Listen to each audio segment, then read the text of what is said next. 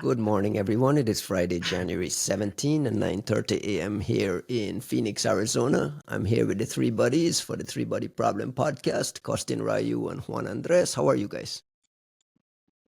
Good, Good. man. Good. Oi, Just that's just all I get. reeling from a week of like way too many stories. Like I don't know about you guys, but I felt overwhelmed trying to do my homework for this podcast, just looking at the sheer amount of stuff that's gotten piped out.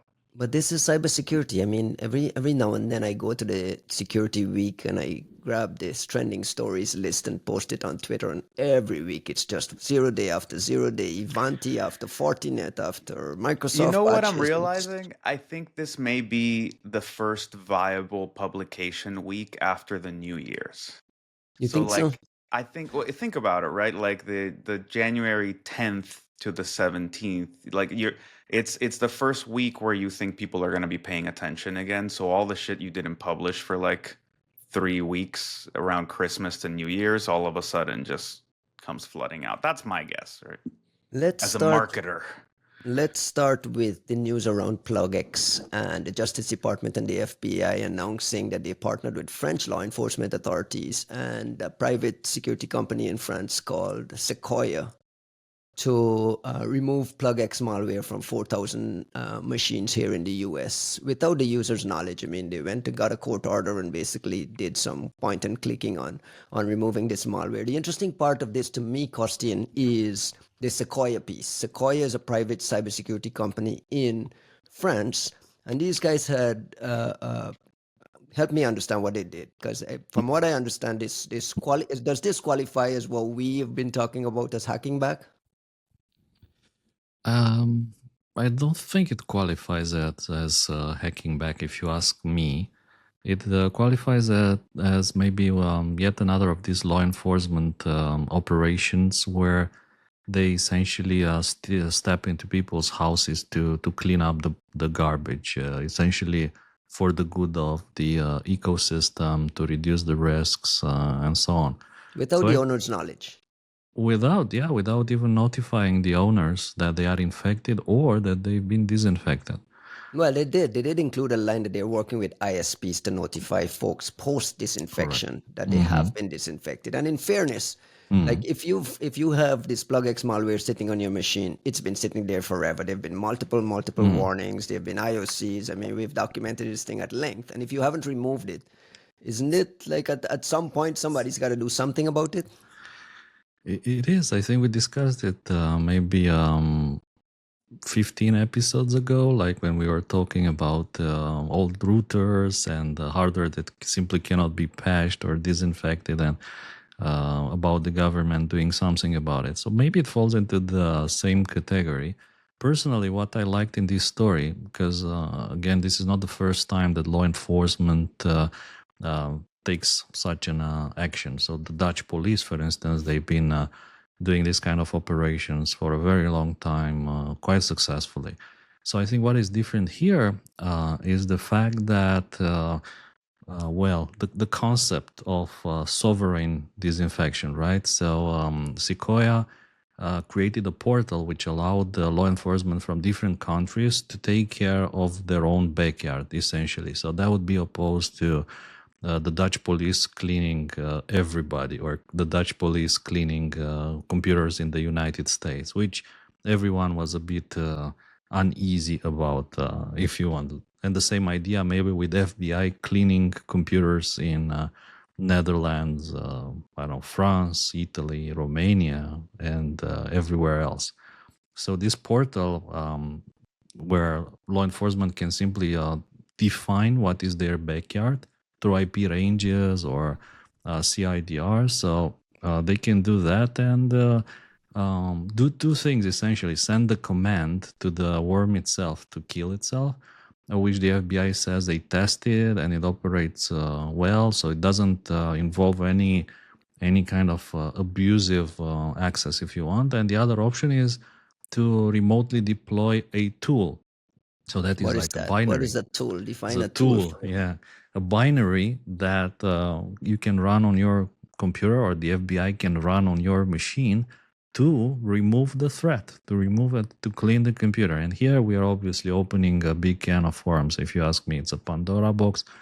I think this has been done in the past. The law enforcement deployed cleanup tools. Why is it a Pandora's box? What's the problem? Because, like, who's responsible if that crashes? Like, it is code created or developed by maybe a law enforcement agency or by another company, and then the law enforcement runs it, and something bad happens, right? So, who's responsible for it? Can you really blame law enforcement for something that can happen? While on the other hand, if it's functionality built into the malware, that is kind of one of the possible expected outcomes. It's inside the malware, it's like functionality. The only thing which you do, you send the terminate command. So it's maybe, I think, more acceptable from a legal point of view.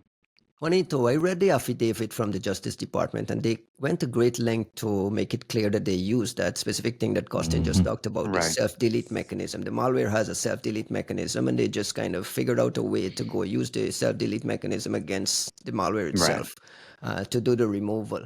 You've been a very, very big proponent of like, dude, we need to stop with this, like, there's a legal barrier here, there's a legal barrier there, we need to go in and do disinfection. I assume you're happy about this project. I feel like I'm supposed to be happy about it, but I'm not really. I guess what I wanna separate here is what Sequoia did, and Let's like get into it. What did Sequoia do? well, what Sequoia seems to have done is properly gotten themselves into just the right position to be able to issue from a command and control server the command to all these different victims to either download and execute a file of their choosing or to run their self-delete, command that was already a part of this. I'm not putting Sequoia down at all. Don't get that impression from me at all. Wait a second. It also means that Sequoia broke into a command and control server, right? No. Okay, No, so not they didn't. necessarily. So actually, No. they explain it in the blog they published the last year. The malware had an IP address registered as a command and control, and it just happened that that IP address, kind of expired. There was nothing being hosted there anymore, and they were able to rent a VPS with that particular IP address, and that essentially allowed them to sinkhole the entire botnet, if you want. Yeah. got it. Yeah, I mean, you could have also all fair. You could have also done something similar at the telco level, like depending on what what tie-ins you have with some of the backbone carrier type folks. Like there's different ways that you can approach this one, and just the standard sinkholing, right, would also in theory, depending on how the malware works, allow you to do something similar.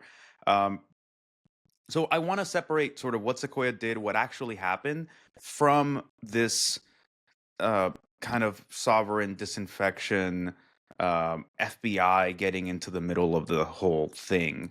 And I say that because what Sequoia did and what French law enforcement seems to have done is pretty cool, but also things that have been done before.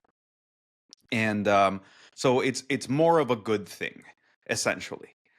The part where I think I'm supposed to be happy, but actually I'm not, is with the FBI basically like they basically ran into like the last mile of a competition and like crossed the finish line and said, "We did it." And they're like, "What the fuck did you do? Like, what did you do? You signed some paperwork? You managed to find a lawyer in DOJ who was not a pain in the ass and decided to just hand wave a yes so that the French can do your job for you?" I don't think that's quite fair. I mean, it has to go through a legal mechanism in some way. I think Sequoia mentioned this very, very bluntly in the bottom of their blog. Is like, listen, this stuff is easy to do, but we can't really do it without the But legal framework that's my around point. it. That's my point. Somebody at DOJ created a problem, and then somebody at DOJ this time around was sober and nice enough to invalidate the problem they created for the sake of doing a perfectly common sense law enforcement action. And when you say the problem they created is putting these legal guardrails around anything you want to do that you've discussed in the past. Yeah, look, there's two ways that you can there's two ways that we can approach this one. There's the specifics in US law, which I am not at all competent to discuss, but like whether you go from the CFAA all the way to just how ridiculous the standard has been set in the US for what constitutes not just like law enforcement action, but an action in cyberspace, period. And then I think more abstractly, looking at just how we are approaching and conceptualizing the cyber domain in matters of law and policy and law enforcement and even international law, which is we're so desperate to map out the internet as a like physical mapping, one-to-one mapping to state sovereignty. And so like we're trying to latch on somehow to this space that is not at all constituted in the way that our physical space is, and we want to superimpose some kind of geographical distinctions to where those, like, you can say the devices are here, okay, fine, cool, but beyond that, why couldn't we, let's say, think of this whole botnet in abstraction as something that's just essentially its own entity, its own activity, and if so, and essentially as something that is controlled by whomever controls the command and control server, for example. But we're a Right. law and order society, though, right? I mean, we need to have these frameworks around it. We've But kind of beaten but this what? dead No, horse. no, no. But with stuff like that, I think that's where you get like the lawyers running wild and getting to make up their own shit, because like when we talk about law and order societies, like there's also the concept that you don't generate laws for their own sake. Like you don't just curtail accesses, curtail rights because you get to have an opinion as a lawyer. Like there is a certain amount of of reasonable limitation that you would hope to impose. And I say that because in this case, the overreach is so fantastic on the part of people wanting to come up with legal frameworks that it misshapes the whole of how we talk about cyber activities, period, right? Like maybe in this particular case, since we're talking about somebody took an IP and you are affecting devices that are in specific countries, fine, okay. Like you can say that there's like a relatively easy correlate. Like we don't even have domains, we don't have VPSs necessarily. Like it's just IP to endpoints. But our discussion about this, were this to be, let's say, a bunch of infected VPSs or like cloud instances, would be so much more complex and so much more like we can't possibly get a sign off from anybody at DOJ to do this, that it starts to show just how ridiculous this gets the minute you start to even just try to manipulate the legal conceptualizing around it in a way. Like, come on, like, guys, let's get really, really simple, brass tacks. If we remove the aspect of this where they could have pushed their own code, because that's where you can start to have abuse, right? Like to Costin's point, right? Who verifies what gets sent? The In Dutch does it. theory, well, but in theory, if you really like mistrust all government, you think that all government is just somehow out there to like abuse you in some way, then when we start to inject code, then you have genuine abuse potential, right?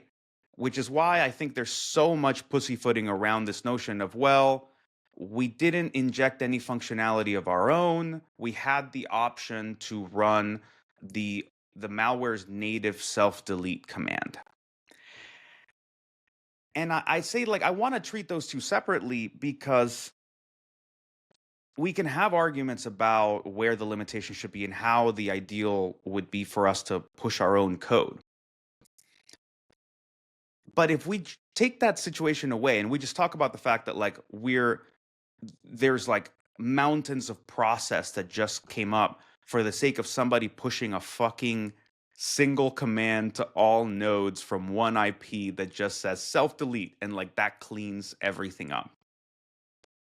It's ridiculous. It's ridiculous that we need to think about it in this way. Where is every single victim? Where is every machine? What country has a sovereign right over each one of these endpoints and like have reams of process and portals and whatever, when we could just look at this as the opportunity of a lifetime to go take a single IP and go every infection from here on out, like from this, like routed on this IP, we can just literally type one command and be done with this set of activity. Like there's a disproportionality to it that just feels defeating.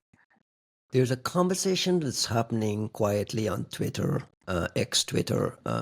JD Work, Andrew Thompson, and these guys saying, listen, this Salt Typhoon and a lot of these infections are not necessarily or shouldn't be viewed as a law enforcement issue. It should be viewed a lot in a different context so that we can do a lot more aggressive response to it. Do you have a thought on, is that where you get what you're getting at? And I bring this up because in 3 days we'll have a new administration that has at least publicly talked about being a lot more aggressive at going against China and some of these China hacks and so on. Do you think things change in a month from now, 2 months from now, throughout this year? I think there's a lot of room for things to change. We actually had a S1 webinar yesterday with Dakota Carey and Steve Stone, and I found myself turning it way more like, I think some folks felt that I turned it a lot more political than I intended, but really what I was trying to do is like discuss just this general forecasting of what's going to happen with the administrations, right? Like, I think living in DC, it becomes a lot more natural to discuss this sort of thing. But really, if we're going to talk about policy, part of what makes this notion of like conceptual intransigence with cyber policy, like, oh, nothing can change, this is the way it's always been. Part of what makes that feel so ridiculous is that's true for as long as some random person in DC thinks it should be true, and then it can be not true because that a different person walked into that office and they decided, you know what, I don't care for this table, and they just flipped it, and that's it. Like, we went from like this is impossible to this is the way it is overnight.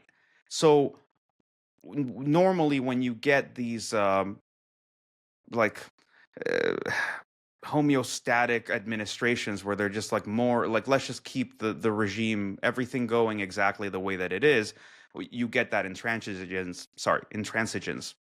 These with big words, man. But I mean, look, it means something very specific. It's like an unwillingness to move and budge something that could be budged.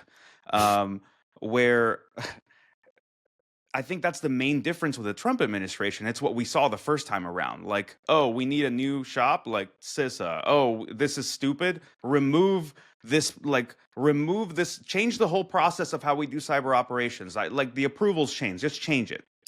Done. Right? Like, that's what bugs me about people talking about cyber policy. Like, we should it should be this like Talmudic study of like unchanging laws. And you're like, no, it's someone's ideas.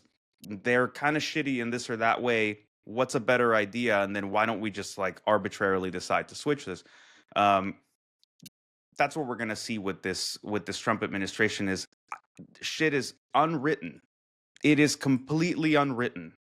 And I think that's why you might like. It's funny. There's some folks who are kind of frothing at the mouth at the idea of like, okay, take the fucking gloves off and let's go. Let like private companies and contractors get involved. Let people do whatever you want to call hack back, even though it's a dumb idea, but fuck it. Like, let's just let people do it. Yeah, that's why you've been advocating for the last 29 episodes. Well, to some extent, yes, absolutely. That said, we're going to see what that looks like, right? Like, we're going to see what that turns into. I am not so naive as to think that this is just as easy as like, oh, we're going to take the gloves off and then these perfectly shaped entities come into existence that will do this exactly the way we want it to, as opposed to this suddenly being a new thing that Raytheon bills for. And it's like the same assholes who've been like towing the party line in the Beltway suddenly have a new offering, right? Like that's not changing how this shit is done. That's just changing who it's charged to. Yeah. Costin, if you look at the color of my hair, you've known that I've been around long enough when something like this would have been controversial 6 years ago, 10 years ago. Today, it's just another news story. So I think what Juan's point about our appetite for being more aggressive at these things is there. And I think I think you're right. I think we'll start to see a lot of these things under the Trump administration. We'll start to see a lot more aggressive approach to doing this. There's a new executive order out that kind of clears the way for that. I don't know how long this executive order will live, whether it'll be 3 days old or what. But Costin, I want to go back. Like, why are we relying on a Sequoia to do this? And like, why isn't Sentinel-1 doing this, or some US company doing this, or CISA have stand up some agency that has the capability to do this in tandem with help from researchers and so on? Like, why are these things so one-offs because one guy in France has the ability to do this C2 thing? Do you like help me understand Yeah, why sure. this isn't more normal and more regular? Mm. Well, first of all, we need to say that Sequoia are very good. I mean, we know the people there. I know the people there.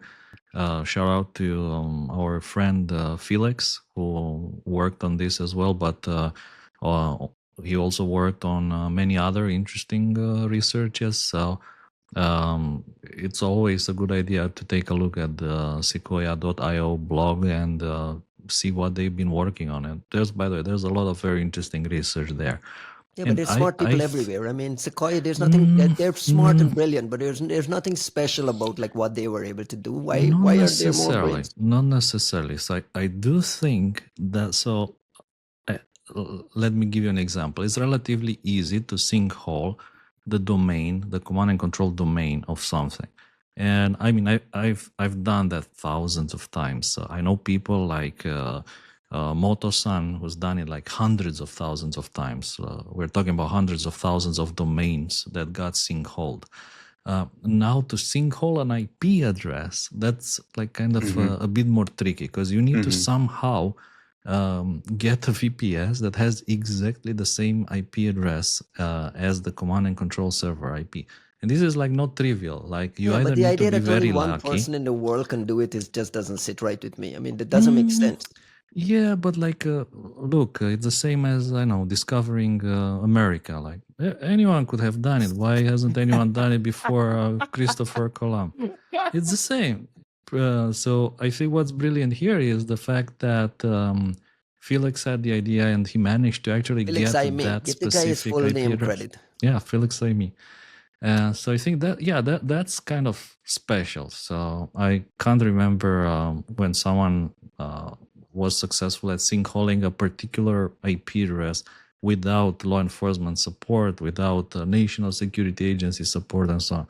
But if you ask me, why isn't CISA doing this and why aren't others? Well, I think that CISA would be the ideal entity to do more of this kind of research. But go ahead. Yeah. Maybe they have different priorities. They have different things to care about. So, like, we're getting into other problems here. But I mean, if you ask me, yeah, sure, these are the kind of things that would be amazing to see coming from CISA. And definitely coming from more companies. So that I think that's precisely my point, right? Like I am not putting down Sequoia at all. If this whole conversation were kicked off because we have the Sequoia blog, we would just be having a conversation about how cool this is. Right. It's so cool they figured out how to get the IP. It's so cool that they reverse engineered the malware, understood enough about how this is going to work. And they clearly have an understanding about law enforcement that made them sensitive enough to say, look, for some of these organizations, it's going to require the shutdown command. For some of them, it's going to require a cleanup tool. Let's give them all the option. And like Sequoia was brilliant in essentially making this as frictionless as possible for organizations that have way too much fucking friction to be able to Like they take couldn't say advantage of no. what they did. Yeah. Right? They made it Wh- so easy point and click that you really couldn't say no. There's a self-delete mechanism here. There's a way that you can punch a button and see everything in the US, and you punch another button and it's yeah. gone. Poof. Like the So FBI can't say no.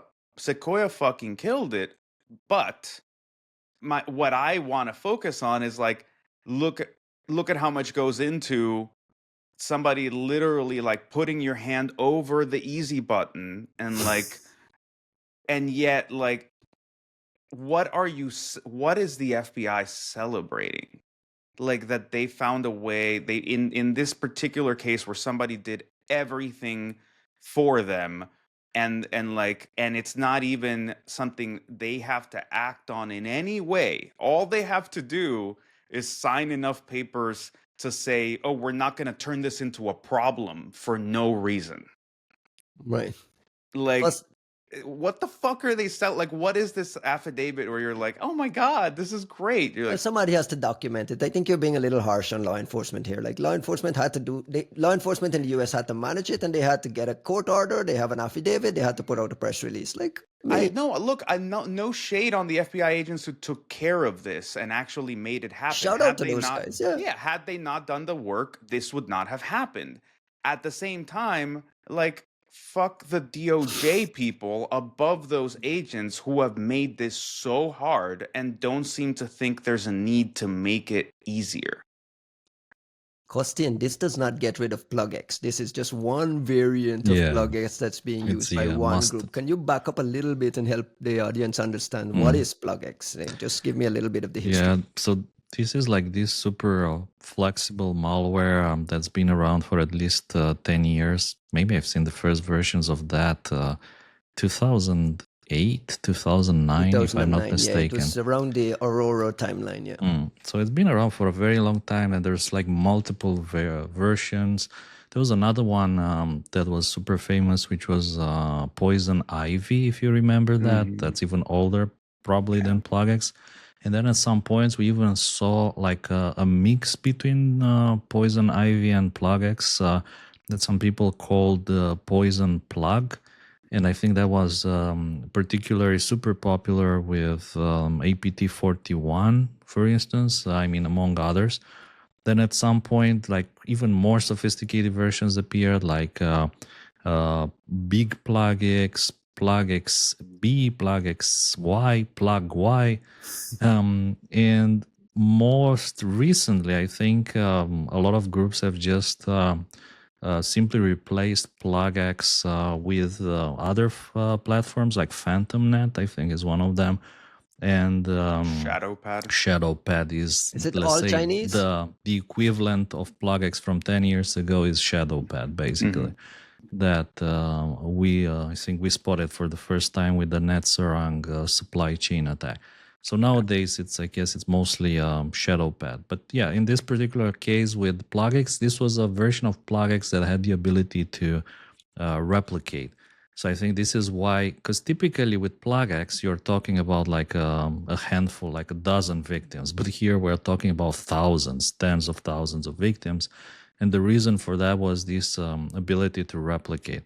And obviously, it was important to stop it and to disinfect it so it doesn't keep spreading like over and over. And then eventually someone finds a way to hijack it and do a lot of evil with it. I was just thinking, by the way, when I saw the FBI press release, I was like reading it very carefully. And there was one line which attracted my attention and said like this amazing, like somewhere in the middle, very small, like we are so good and this is amazing. And then look at all these fantastic things that we've done.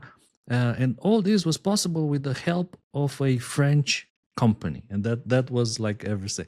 And I immediately clicked on the link, like which French company? I mean, this is like, in my opinion, this is a big news. Like that is the biggest part of the whole FBI press release, that they've done it with the help of a French company. And I was like, which company? And then I clicked and it went to Sequoia. And I was like, okay. Now it makes sense.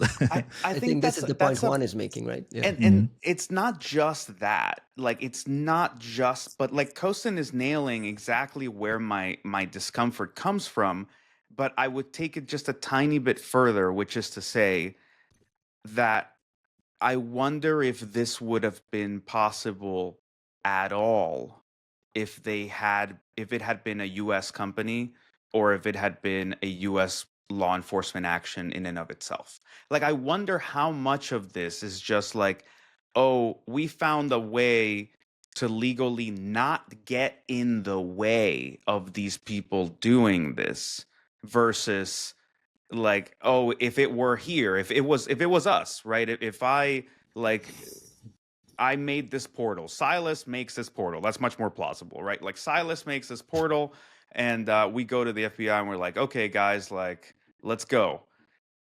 I'm not saying that I don't know FBI agents who would be eager to try to make it work. What I'm saying is, I'm setting them like an uphill like, I'm sending on an uphill battle, and this is like an unalloyed good that we all want to see. So why is it so hard? Like, why have they made it so hard? Because it doesn't need to be this hard. The Sequoia folks called this a proof of concept for quote unquote sovereign disinfection. And it's fascinating that the US and the FBI was not alone here. They did in total 59,475 disinfection payloads were sent during the campaign, including 5,000 plus IP addresses. And they made the point that the legal framework and conduct disinfection operation were done for like 10 countries. So they created this point and click thing, and we got the FBI press releases, but it was widespread around the world. And I repeat the question, like, why isn't this available for more US companies? Like, why aren't more US companies doing this? Why isn't this the norm? Why are we sitting around with all this shitty malware running around our networks, and we're blocking ourselves from removing it when it's clear that we can? Right. Nobody has Because, well, because I think we've made this into this fake land of liability, right? Like, let's think about it, right? These there is no integrity to these machines that we need to really maintain, right? Like, they are infected by a piece of malware that a threat actor has leveraged by, for God knows how long. At least this, we know of this one infection. They may be infected by multiple other things. They may have been used for this, that, and the other. So this notion that, like, it's this perfect integral system is already flawed. And then we've kind of given ourselves this idea that, like, we don't know like how this Rube Goldberg machine of computer software could somehow, like, spark a critical failure that we'd never thought of. And then we want to imagine that there's one machine amongst these 59,000 that's like operating a respirator for a baby in a hospital ward somewhere. And, like, everything is gonna go wrong. And this malware is gonna blow things up, and that baby's gonna die. And you're like, I mean, we made this up. I'm not even sure respirators work this way. Like, this is like, it's a completely fictitious There's a situation. risk of something going awry. No. Not at all. Well, So we should just go in and delete malware everywhere. But my point is, you're protecting a fake notion of integrity that you, by virtue of what we're doing, know does not exist. Tomorrow, they could wipe every machine that's infected with PlugX, and we would functionally be in the same situation as had we tried to disinfect it and then everything went wrong in some way that, happens all the time for Windows machines, period. Right? It's there is fix it for me. I make you king for a day. Fix it for me. What do? Do you give CISA the power to create a little department that just does only this in tandem with private Like, fix it for me. I think so. It is a thorny problem insofar as you have so many gradations of what you can do. Like, and that's not me copping out. It's to say that I think I can come up with Fix it. some. Yes, but look, just hear me out in how I want to parse the problem. I can come up with some scenarios that I think we would all think are okay. And then when we start getting into the incremental sense of what's okay, is when you easily get into where it becomes not okay. So I'm not saying that this is a one size fits all completely easy problem. If you ask me how to fix it though, this is an example of many operations that have been pretty thoroughly understood, have been studied for a long time. We know a lot about the threat actors. We know a lot about the victims in general, how the infrastructure works, how the malware works. If somebody can get to a command and control server, if somebody is empowered at a big backbone network to get in the way of this, and we have such a clean, simple mechanism as just self-deleting the malware. We're not even going a further step into like, are there plugins? Is there a second and next capability? Would you restart the machine? Like that, again, that's where you start to get into sort of slightly more problematic areas. But like when you have this clean a situation, it's clear that the lawyers in the room are just there to inject friction. And those are the scenarios where I say, I think CISA and the FBI and whomever else is supposed to have a stake for some reason needs to be able to come out and say, like, look, we just understanding from what is understood about this operation, it is a reasonable enough action to mitigate existing harm. Something bad that is already happening, and the probability of something worse happening on the basis of our action is infinitesimally small compared to the bad thing that is already occurring. And those are the scenarios where like you should be able to just say that. Like this is the equivalent of like, you know, there's somebody getting kidnapped in front of you, and like the cop is not going to the cop that's standing right there is not going to try to help this person that's getting kidnapped, because there's the possibility that they might spook the driver and the car goes careening into a school and it kills 400 children. It starts a fire. It burns down the whole city. You're like, guys, come on. Like, That's a existing very harm versus Juanito, potential harm. that's a very long way of saying it's very hard to fix. I like. No. Okay, so then fix it for me. What I'm saying is, because this is DOJ and this is lawyers and they love arguing So fix for it. Fix it. Do you go up to Bro. the DOJ level and fix it? Like, hear me out. My point is, there's no one size fits all solution. But if we could just, if DOJ and CISA could tackle this as an opt-out problem rather than an opt-in problem, I think we'd be a lot closer to just delimiting which scenarios are a no-brainer. And you already set one legal path, because it's already been argued that in this scenario where, okay, let's say someone who it's a Western allied nation has access to doing a thing, and it will disinfect machines in our country based on an existing self-delete mechanism and no further code being pushed. And you say, in that scenario, if you hit those 6 requirements, absolute green stamp, no problem in the US, disinfect anybody you fucking want. That has been legally argued and approved. Maybe you need to reach out to the FBI and they give you like a little gold sticker, and that's just like, there, done.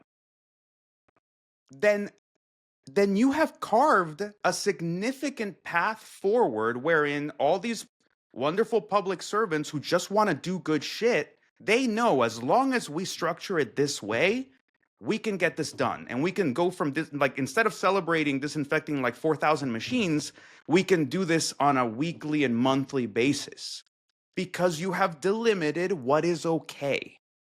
Instead, we're sitting around waiting for some legal case to define some precedent that justifies why we can't do this and why we can't do that and why we can't do this. It's like, okay, well, what the fuck can we do? Can you just spell it out? Costin, how is this different from the Microsoft monthly update of this malware removal tool that I don't know if they still do it, to be honest with you. I haven't heard any reporting on it, but on Patch Tuesday every month, Microsoft would like do a malware Yeah, they removal, still a do it. mass removal of malware. They probably still do. How is this different from that? Well, another good question here, I guess, is why isn't the Microsoft malware removal tool simply removing this PlugX variant? So one of the possibilities here would be that these were all very old computers that just didn't get that patches, thingy. yeah. That's one possibility. I don't know honestly if the malicious software removal tool, that's the full name, MSRT, yeah. actually removes this particular PlugX variant. I don't know if it does. What obligation does Microsoft have to disinfect anybody? And that's a conversation like this is going to come off bad because I work at a competitor, right? And that's always been the issue with thinking about Microsoft, the ecosystem maintainer, as a opt-in, as a security vendor as well. That's what makes it so bullshit. But like, can you define to me what Microsoft's obligation is to disinfect a computer it knows has malware on it? Because there are obviously circumstances where they don't. Well, for sure, I think it's in their advantage to clean up the computer. Collecting signals. It's their advantage for sure.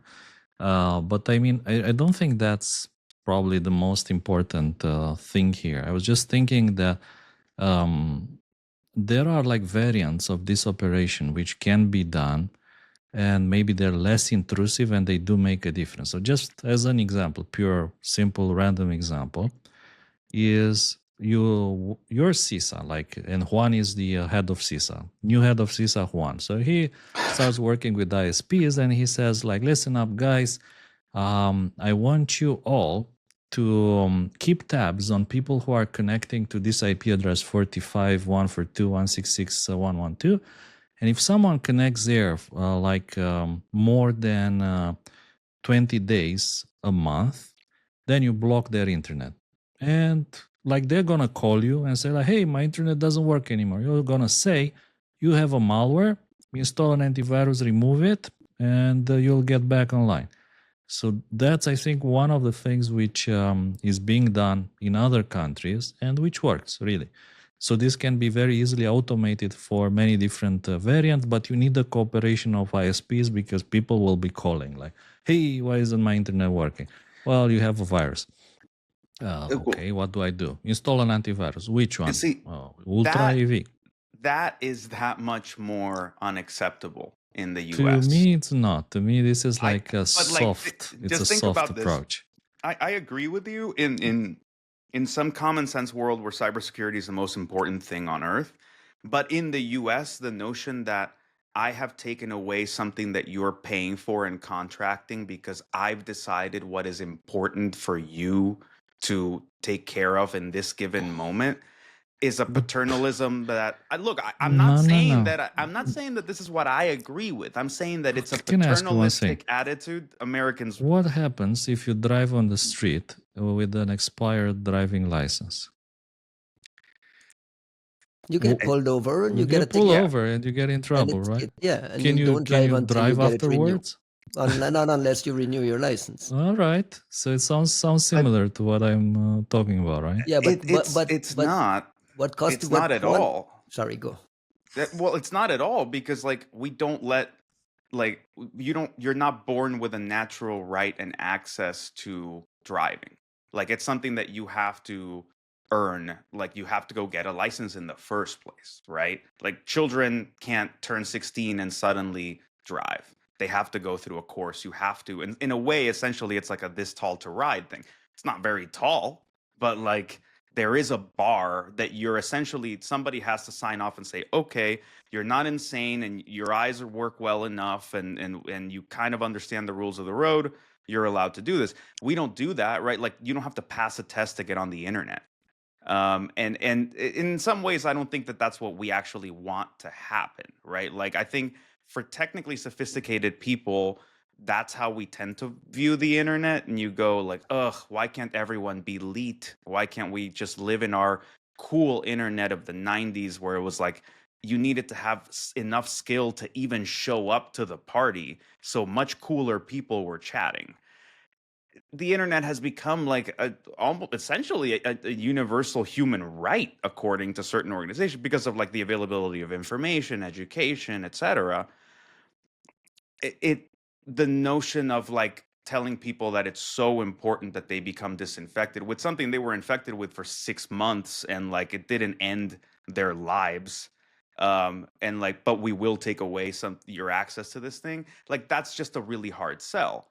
But I would posit an example that I think is in line to what I hear you arguing for, Costin, which is if we know the malware will self disinfect, self delete, like when you remember like some of the equation stuff where like if it can't reach the internet for 3 weeks or for 20 days, it will self delete.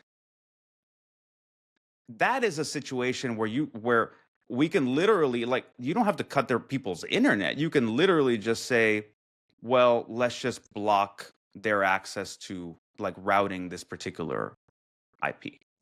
Costin, how does it work in Europe? Like you mentioned, there's some European Like I countries said, that does this quarantining. They just oh kind of yeah, shut you off. yeah, absolutely. I mean, I spoke to people working at ISPs, which they do this when not for everyone, obviously, but for the big offenders, which are actually starting to let's say affect the stability of the network, or somehow let's say infect other people, send spam, like these kind of things, like this kind of really abusive behavior. So they do cut their internet, and those people call and they say like, yeah, you need to install an antivirus because you're full of malware and you're degrading the internet for everyone. And that makes more sense though, right? Like I think that scenario makes a lot more sense in that you can argue that their existence and their connection to the internet is causing harm to others or degrading the system performance for other people, right? Like, and that's where this is so interesting that we're talking about PlugX, where it's like, look, this is an espionage platform. It's a modular thing. It'll allow them to do more things, but essentially, like, this is an info stealer. It's not a DDoS capability. It's not, true, it's but not this something that this will. one was a worm which infected, let's say, other people's computers. So you would be responsible for propagating it to other people. Yeah, I mean, we're But splitting like, hairs. listen, like, We're splitting hairs. of course, and to be honest, what you were saying about internet being people's fundamental right while driving is not. That sounds like a lawyer talk to me. And to be honest, I'm not good with that. But there are all sorts of like shades of gray, if you want. And I was thinking, like, what else is on the table? I mean, you were talking about bricking people's routers if they're like too old to patch. What was it? Yeah. Not the appropriation, but you called it. You used a specific term for it. What was it? I think we talked about eminent domain. Eminent domain, correct, Yeah. correct. So just bricking people's routers, and again, you're talking about hardware destruction when those routers don't actually pose threat to other computers on the network either. And that would also effectively cut someone's internet access because their router is kind of dead, if you want. But I was thinking, like, what else is on the table? And how about this? Let's say FBI, they make a website where you can go and download the disinfection tool for PlugX. And the ISP tells them, like, hey, go to this FBI site, download the tool, clean your machine, and everything will be fine. Or then the next layer, FBI creates a website that if you visit that website, it uses a 0-day to install the disinfection tool on your machine and you're fine. Like you don't need to do anything. And 3, like the third layer, FBI works with the ISPs to simply inject an iframe to their side with the 0-day and the disinfection tool in people's traffic. And it's all like cleanly disinfected and nice and neat and everything's good. Is that already happening in Europe? I don't think they have the 0 days, but I'm just thinking like these on the table? I mean, we've been talking about being more aggressive. We need to fight back. We need to be taking a more solid position. I'm just wondering, are these like science fiction scenarios, or is this actually coming? Maybe not this year, next year.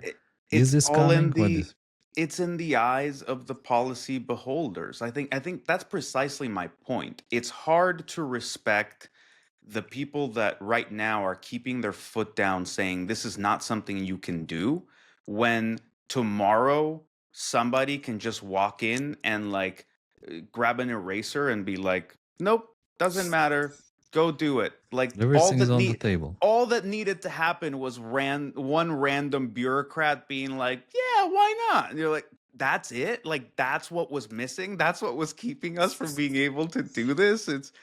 I think that's what I'm getting at. It's not that there aren't good arguments to be had. It's just that there's almost like an arbitrariness to it that makes it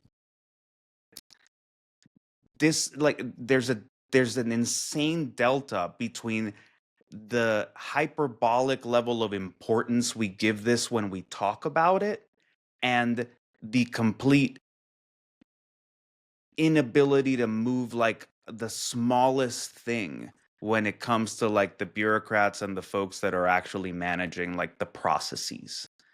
It's like, you can't tell me this is the most important thing on earth and also tell me that it's not worth filling out some paperwork, right? Like it's just odd. I can't believe we're an hour in and we're on the first story.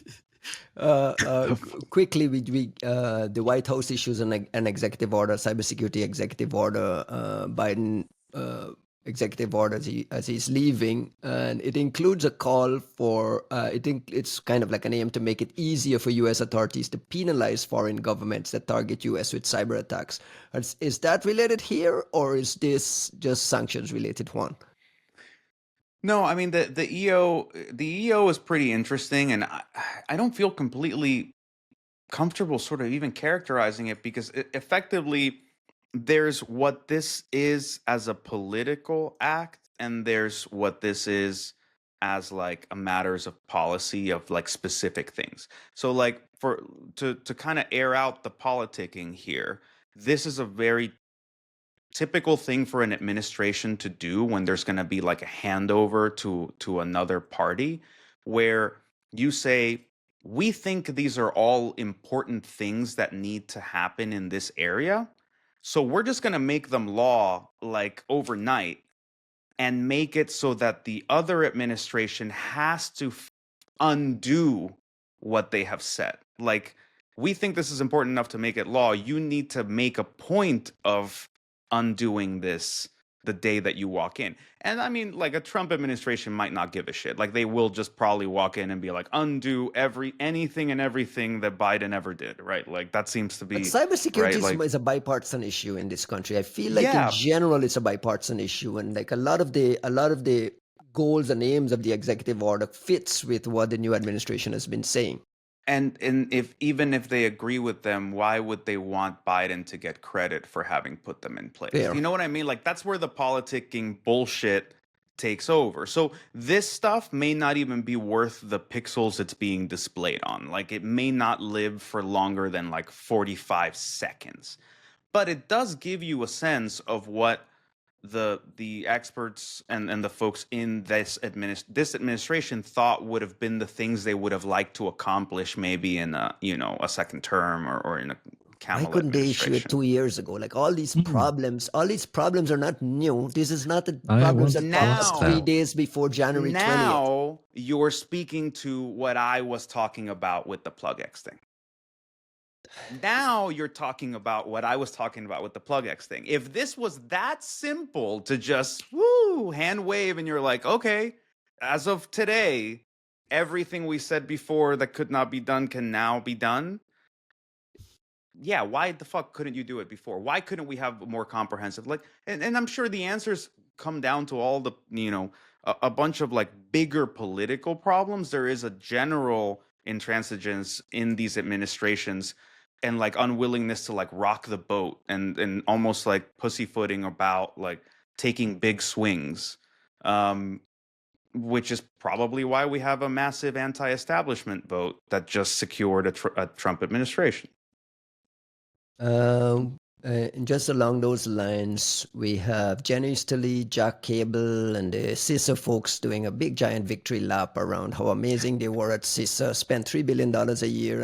And what I found fascinating, and I hope this is the last time we're going to talk about this stupid pledge, but what I found fascinating was like this is the highlight of what CISA has been able to accomplish. According to their own Victory Lab, Jenny Easterly issued an exit document that just describes this amazing Secure by Design pledge that suddenly Google and Microsoft is amazing at security now because of a Secure by Design pledge.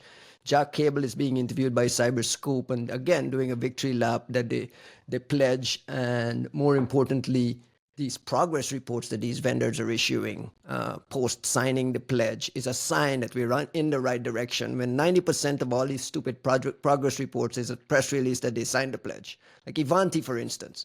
Ivanti's progress report is that one, they've been given, they're now a CNA, and two, they have a vulnerability disclosure policy. That's their progress report. And this is being held up. And CyberScoop and these guys, I don't want to go on a Juanito rant here. Do it, man.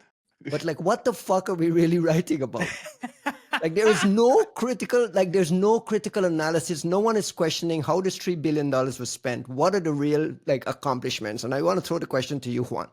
What do you think, in your mind, in all seriousness, has been CISA's under Jenny Easterly's biggest accomplishment? Good. Juan, Costin? No, I mean, this is a $3 billion a year agency. They've done a lot of work around, issuing guides and guidances around, securing critical infrastructure here. I'm pretty sure they're doing a lot of incident response. I mean, they must have been involved in a lot of this Volt Typhoon incident response. Like, why aren't we hearing those stories? Why is the pledge the big thing? They must have been is not something I would assume. I don't, You're holding yourself back, probably on purpose. I'm having a hard time genuinely characterizing it, which also I think, I may not be in a position to just like recency bias, right? Like to really remember, like what have they done? The CSRB is a nice step in the right direction. Some folks got some cool stuff going through there. There was, I think, earlier days when it felt like CISA was still in the game as far as like trying to enable some collaboration and stuff. I think it's hard to look back at some of those things without like having like a very bitter taste in my mouth with how much work me and like a bunch of other people personally put into building things up like that. I think that's what makes it so kind of painful to be on the out with CISA, in that now I like look like a complete detractor when it comes to this organization, and that makes it easy to forget that like Jen used to like shout me out from stage at DEF CON, and like that like you had all this stuff with JCDC and whatever that me and a bunch of the usual folks were doing work with them. But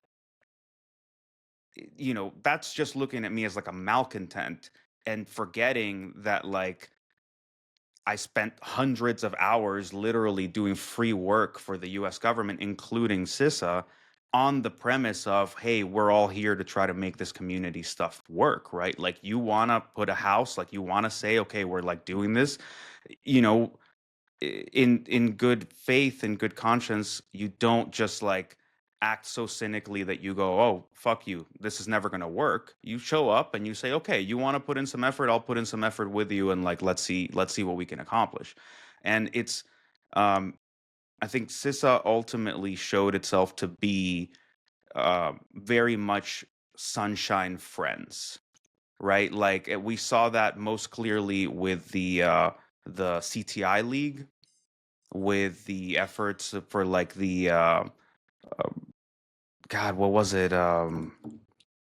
What they were trying to curtail for misinformation, disinformation, where like they literally pretended to put like a board together one day, and then like the next week they disavowed it, and like the woman they were putting in charge of that has been getting harassed on the internet for months on end, just on the basis of this like random bullshit initiative we decided thoughtlessly to make today and to like leave behind tomorrow. So I think there is it's easy to forget that CISA was not always on the out with with the InfoSec or TI community.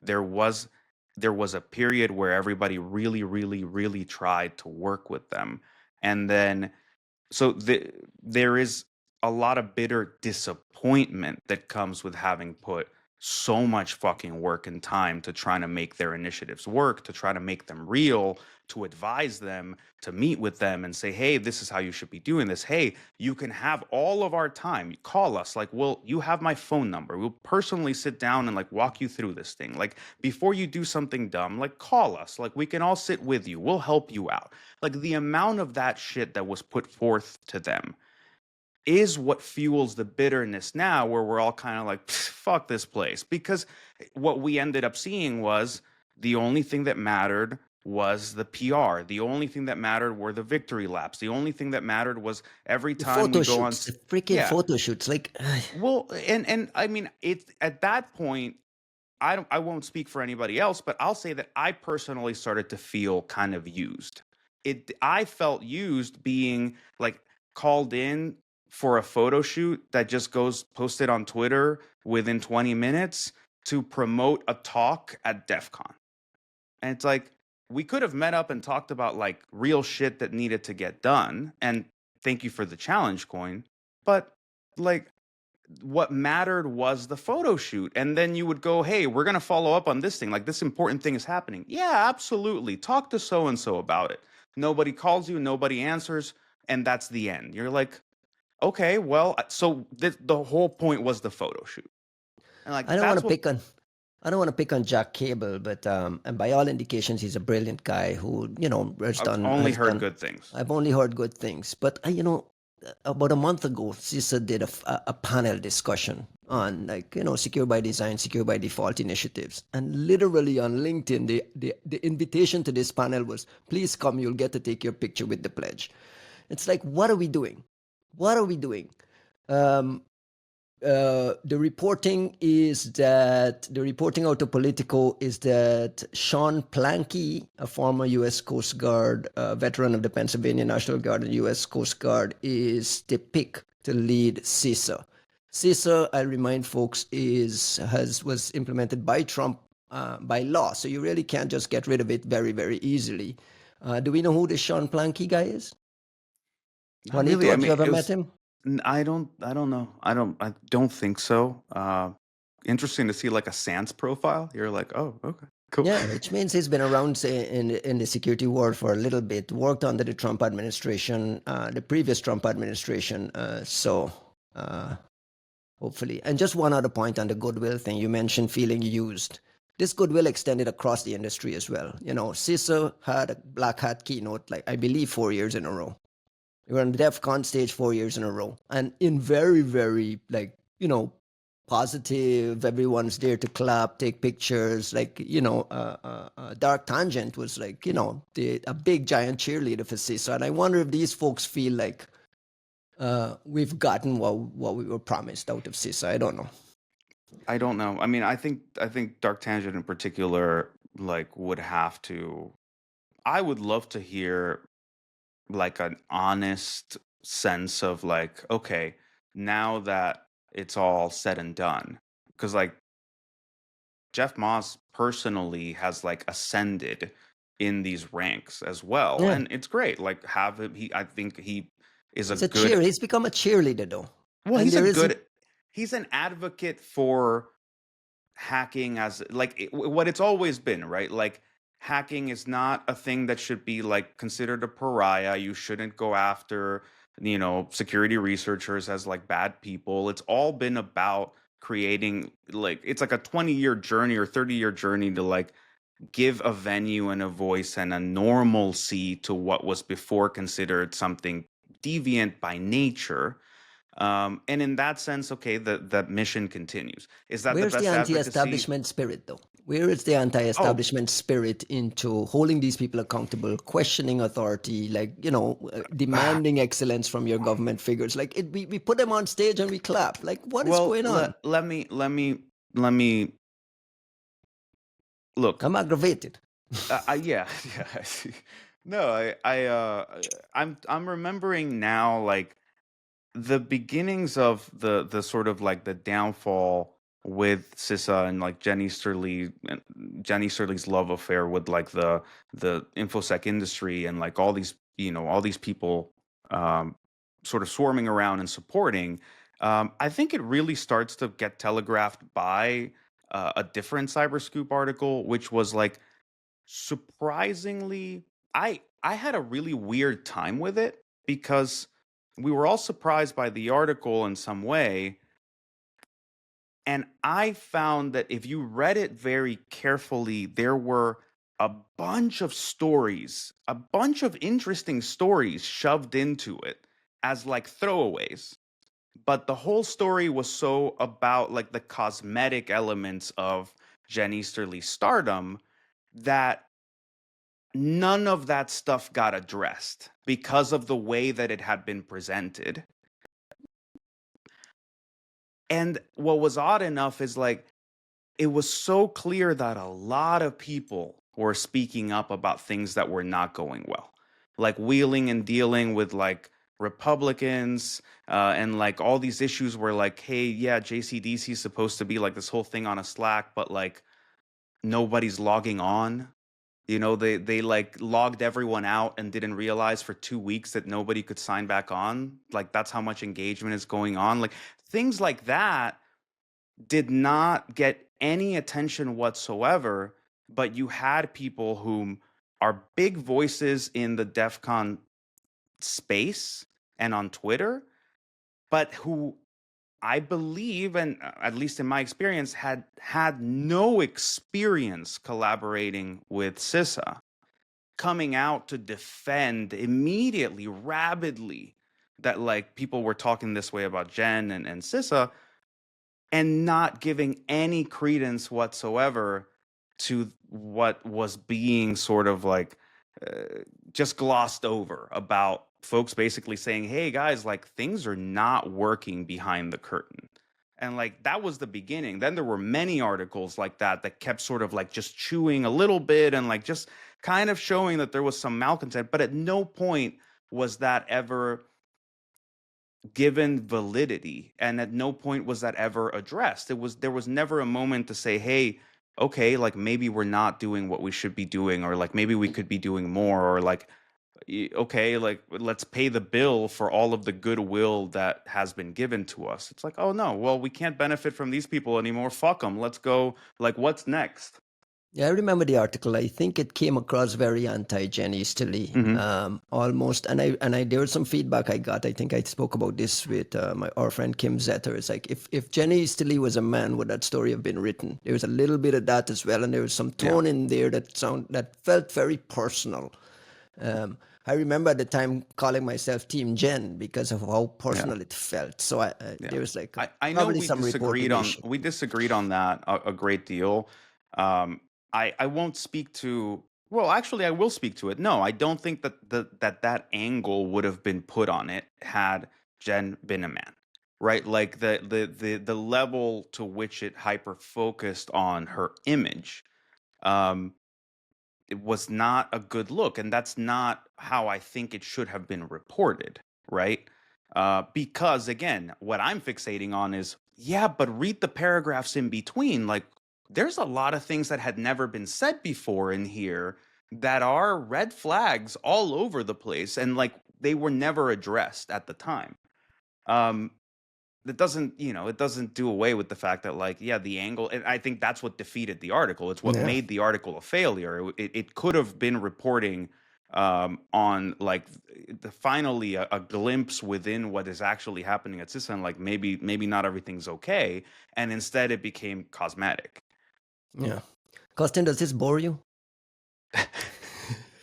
No, but I bored. was thinking that after you guys discuss all these American things, you'll come back to me and say, "What is Europe doing? Like, how is Europe better than us?" And What's your equivalent for CISA? Does the European Union have an equivalent? Well, UK and CSC is that. In Belgium, there's the cybersecurity center Belgium, but which, by the way, is doing some amazing things. So if you want like one recommendation there, they're my friends, obviously, but they're amazing people. What should we copy be copying CCB? from Like, them? look at what CCB has been doing in Belgium and copy what they've been doing. Like, if you want like some practical advice, Give me an example. Give me like 2 or 3 examples. I was thinking that the reason why this didn't go very well with CISA was that they were very strategic. Like, pretty much all these decisions they were making were strategic. Like, let's build this framework. Let's do this pledge. There was like mostly strategic and marketing / image building. But what was maybe lacking, not entirely missing, but lacking, was the tactical measures, like the practical stuff. I'll give you some example, like set up a MISP server, share IOCs with the industry, share it like in a coordinated manner, and constantly share stuff. Set up a alias where people can just forward all suspicious emails they receive. Start collecting intelligence from the wild, and use that to enrich your own intelligence and share it back with the community. Create a training program where young people can in turn learn more about cybersecurity, what it means to be in cybersecurity.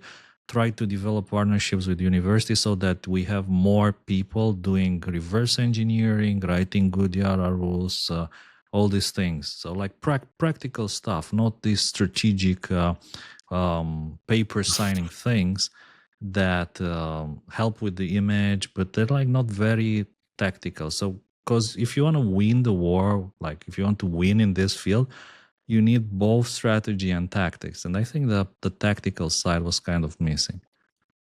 Yeah, how do we get this guy to come to the US and run? Me? I mean, you can come tell him that. I can do consulting over Zoom. Definitely not Teams, but Zoom is fine. Not Teams. Done. You're already out. Look, I have to say, it's not the first time they would have heard that, right? Like that's, I think, fairly common sense advice, and it's great to see how it's followed and enacted slightly differently but like successfully by all these different countries. Like, the Dutch talking to the NCSC. Like, the Australians do a great job. The Australians, well, the Spanish, stuff, the Israelis, like everybody's working. The French, everybody's working hard to like have some, have skin in the game and figure out. And I think in those cases, what's interesting is like almost a recognition on the part of these smaller European nations that that they needed to be useful and practical and quick somehow. And to Costin's point, right, it made them very tactical in a way that made the relationship feel like it was a relationship, like it was a two-sided thing. You're investing this much trying to do this one piece that you can do. Let me help you and enable you, and like you kind of have a back and forth. But to Costin's point, that's a very bottom up and a very practical and a very tactical approach. It does not make for good copy. It does not make for headlines. And what made all of these different ventures so disappointing, and why like I'm okay with the pledge being a punchline, is that it's right in line with what we always saw. big news, big parade about how like this is what we're gonna do, and then no follow through whatsoever. Like you would go look inside of there and be like, so who here Progress is in reports, bro. charge? Like who no, dude, who here is in charge of the initiative that got announced on stage last week? Is that even a thing? Like, is it real? Is anybody back here actually following up on that? It's like, no. If So you what are we talking about? if you have any listeners who know this Mr. Sean Planky, please send the podcast to him. Costin has some really, really good ideas there. Just to close the loop, do you think the pledge has long-term shelf life? I mean, let's give him the benefit of the doubt that these progress reports will eventually shame these companies who did not do these 9 things that they pledged to do. And down the road, 6 months from now, a year from now, 2 years from now, as we continue to get these progress reports, we can see that Ivanti hasn't done much, or Fortinet hasn't done much, or whatever it is, and there's some name and shaming component to it. Do you think there's life there, or do you think this just kind of, do you think it'll remain a punchline forever? I don't think it will remain a punchline forever because I don't think it's gonna keep going. Like that's precisely my point with all of these things, right? Like the minute it's no longer the pet theory or the pet project of like the big headline person, Right. Bob Lord, Jack Cable, Jen Easterly, They're all once you gone, don't yeah. have like yeah, you no longer have your platform that you're feeding. Now you're actually out there like trying to get that next high paying job that comes out of like, okay, now I'm done here. um there is no life underneath it. There is no regime, there is no process, there is no like that's why they never even built a process into it, right? Right. Like where when is Ivanti's check-in for what exactly? What is acceptable progress? How under what metrics would you ever judge them inadequate? Has there ever been any discussion of what it would take to remove a JCDC partner from JCDC? Like what makes you a responsible partner? Like Yeah. it was just no, let's sign as many people up as possible to make them all seem like we're all friends. And like we can have a press release every week about what big company decided to post with us today.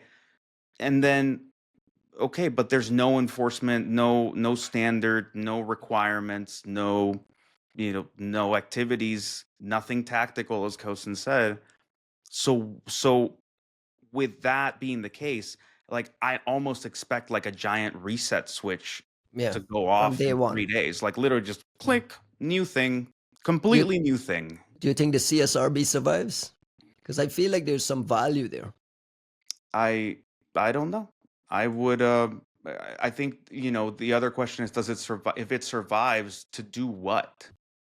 Like does it keep doing what we've been watching it do now? Like to what extent is there a culture and an ethics at CISA that's going to keep people doing things in the same heart of what they intended to do, um, versus it just becoming like a transparent vessel for whatever the fuck Sean Right. Planky wants to do, right? Like now it's the Sean Planky show, and you're like, okay, now what is Sean Planky? Does he want to be a rock star? Does he want to sing on stage?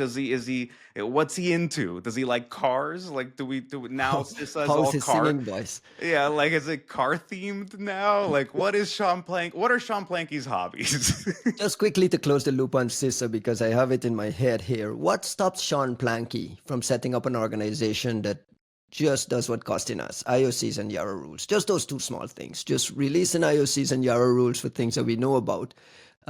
Assuming, we hire some people who actually know how to write Yara rules there. Is there like a policy, legal thing that stops it? Like what is the Well, friction point to just doing that small thing?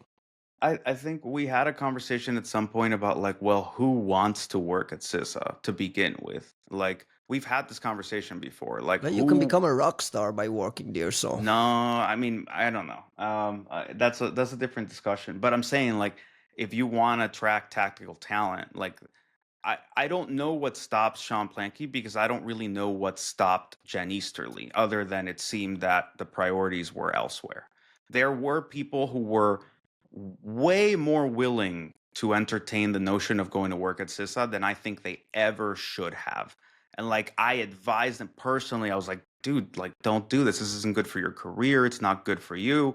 And they tried anyways, despite what everybody was telling them, they kept trying to run into the fire. And CISA wouldn't finish the process of hiring any of them. So you go, Right. it's, you know, is it that you don't have the talent or that your priorities just keep changing every 3 weeks and you're not actually staying any kind of course? Are you you have any sort of optimism about Sean Planky and what happens next? No optimism and no pessimism. I've literally no idea what to expect. Got it.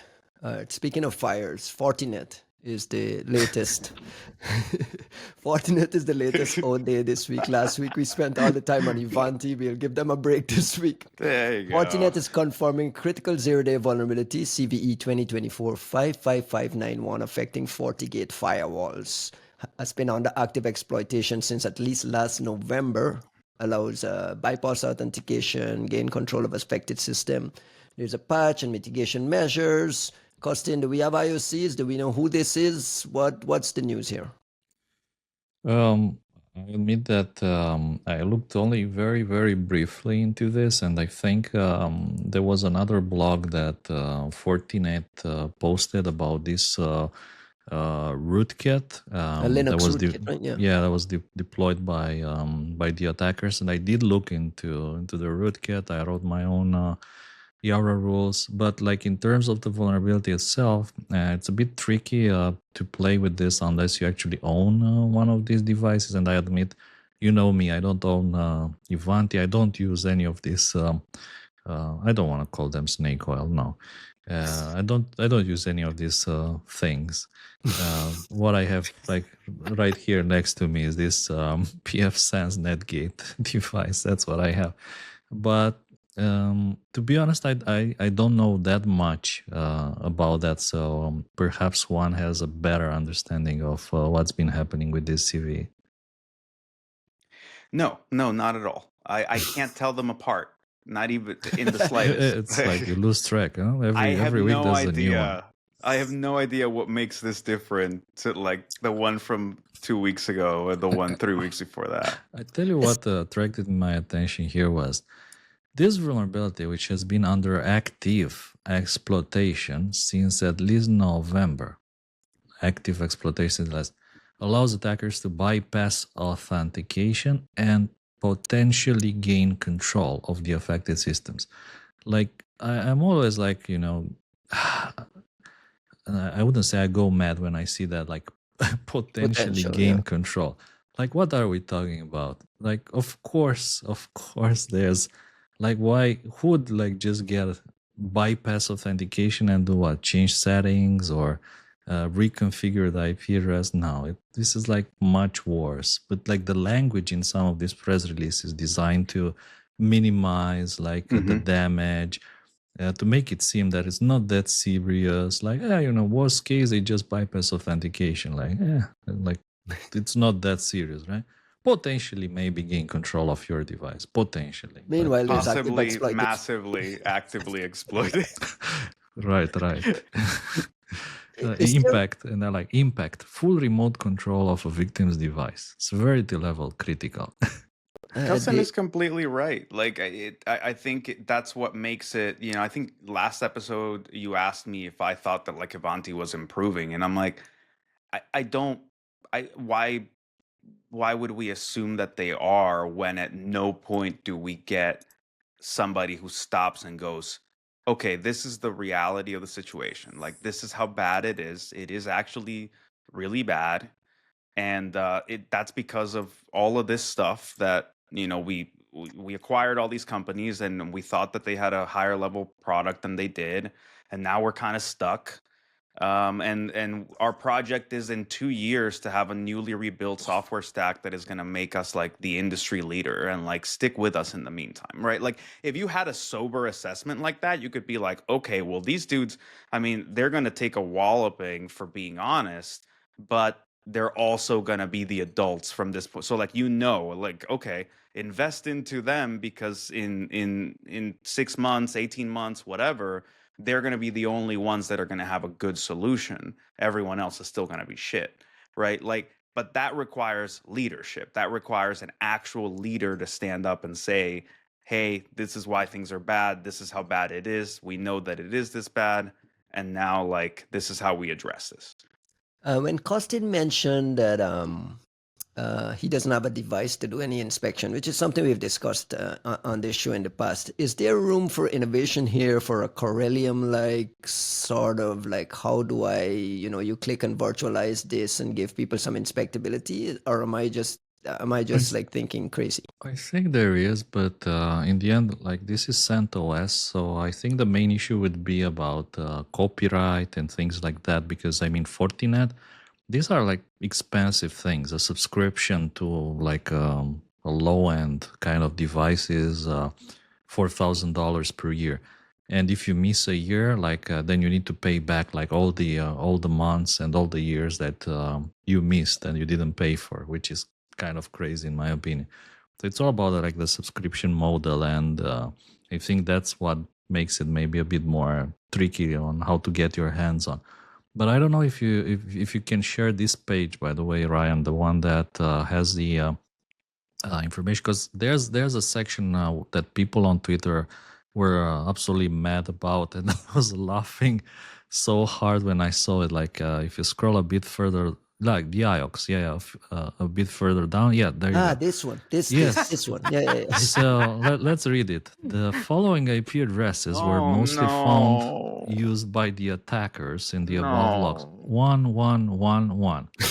That's like Cloudflare DNS. 127.001. But in fairness, read the next line, because I saw this thing. Of course, but why would you even include Why the fuck would you put them in there? Like, you're just asking for people to block, like, anybody who walks in here and is not paying attention or doesn't know any what better. What does this even mean? Yeah, but please it note. Says, please note. Because please do not use this but what do you use them for? Like, why please the note fuck are they that on the here? above IP parameters are not the actual source IP. They are generated arbitrarily by the attacker as a parameter. Like, this is why are we even like? What are we talking about? This is the dumbest shit I've ever seen. Is it like only the attacker can generate 8888, which is like the Google DNS servers, as well as 8844? It sounded like so crazy to see this thing. God. What do you make of the quality of all the IOCs in general? What do you make of Fortinet's response here? Forget the downplaying of the language. That exists in every freaking advisory. You go to Apple's advisory, this may have been exploited in the wild, and they mark it as 0 day. That's already been exploited. So actively, massively, maybe. What do you make of these possible IOCs? Are we happy that they're at least giving us some things to go hunting? There are, like, if you scroll a bit further down, there are 4 or 5 other IP addresses which are unique. Not, let's say, that kind of IP addresses. But again, I was thinking, and others were thinking, like, what happens if you actually, and I tried that. I took this page, I put it into ChatGPT, and I asked, can you please extract all the IP address IOX from this post so that I can block them in my firewall? And there you go, 1111, 127, like 222. This is how you know ChatGPT should know better. This is how you know these people have never actually, like, proactively done any blocking or detection work. This is like the classic mistake that, like, every SOC 1 junior person at some point is going to block 8888, and like and suddenly, like, Gmail or whatever stops working and everyone loses their fucking minds, and you go, oh, lesson learned, right? But that's who is responding to global crisis day actively exploited. That's fucking entire enterprises. You're like, this is not up to standard. This is not up to par. You're not operating at the level of what we expect. Isn't it on crazy? the bright side, just there's a bright side to this, which is that after extracting all these IPs, ChatGPT did write a paragraph, that was like music to my ears. It said, like, Please note that 1111 is a Cloudflare DNS server, should not be used for blocking. 8888 is a Google DNS server. 127.00 is like a local host. So while these IPs can be indicative of threat actors' activity, they should not be blocked at firewall level. So I So thought that was smart. they didn't even run their blog through ChatGPT. But like, listen, nowadays everyone's going to use more and more AIs to extract IOCs from blogs because nobody has time. And I'm like looking forward to see like all the mess that's gonna be caused by AIs just blindly extracting IOCs from blogs, feeding them to database, getting them deployed everywhere. The next CrowdStrike style crash of the internet, for sure, it will have something to do with blocking IOCs blindly extracted by AIs in July 2025. Costin, have you heard of Gravy Analytics? Actually, I did. Yeah, I do. I do know them. We have news on hackers claiming to have breached Gravy Analytics, this US location data broker selling to government agencies. And 3 samples have been shared on a Russian forum exposing millions of location points across the US, Russia, and Europe. What's the context here for this? Yeah, I thought this was an interesting story. I don't think we had time to cover it last week. What happened here is that an intelligence broker posted about this on the XSS forum, which is one of the famous Russian speaking cybercrime forums, which is still operating somehow. They posted 3 zip archives with different amounts of data in there.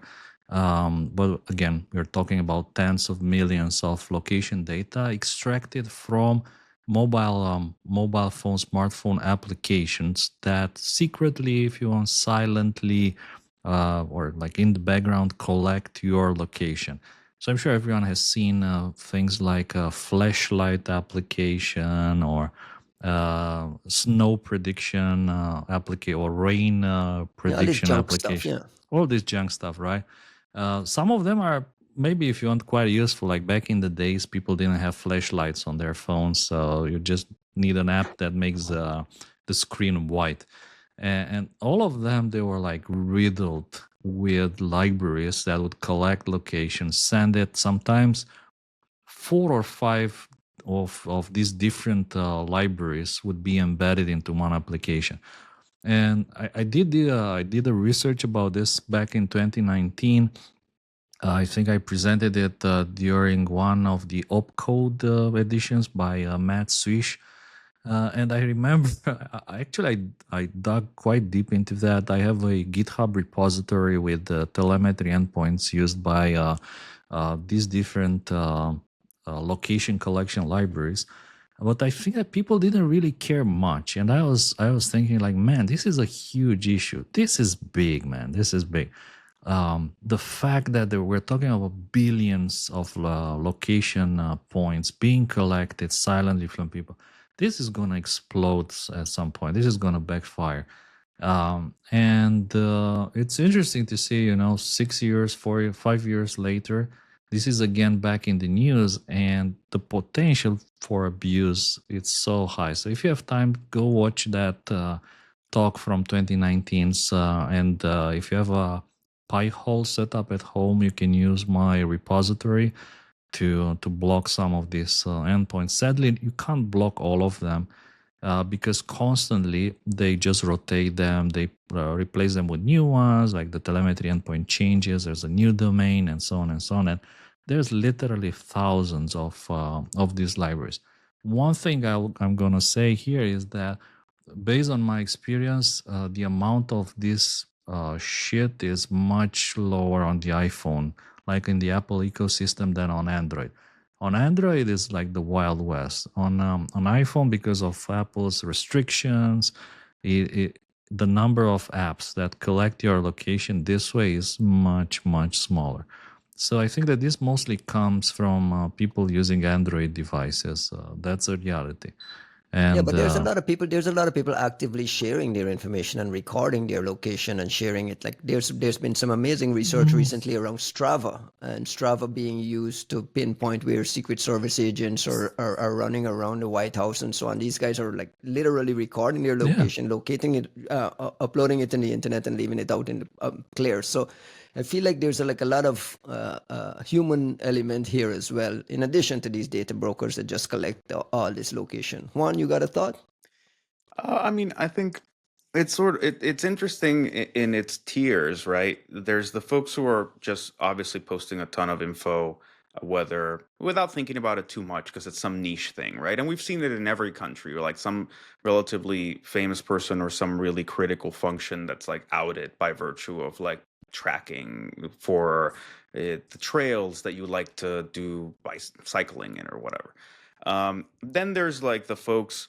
Uh, that get dragged in with sort of this ad tech stuff. What's interesting is I think to Costin's point about like it being so much heavier on Android, it tends to also disproportionately victimize a certain kind of user, like the kind of person who goes and installs like a random app for this and that, and like installs a random app for a feature their phone already has without even realizing it, installs like has a child that like goes and plays some freemium game, right? And then they never remove it from the phone and that kind of stuff.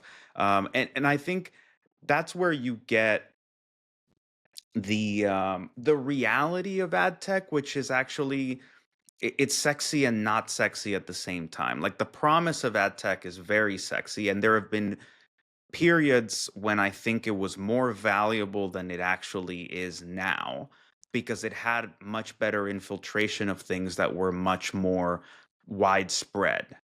Um, but that's not the case anymore. Not as much. You have a lot of blocking. You have a lot of things that have been outed. You have a lot of SDKs that no longer, work the way they used to. A lot of different measures, like what we discussed with like Apple blocking a certain, arbitrarily deciding to just block a certain amount of some of this ad tech stuff. So then what I'm thinking mostly is like you're still selling the same data, but the quality of that data, the spread of that data, I don't know is really up to par.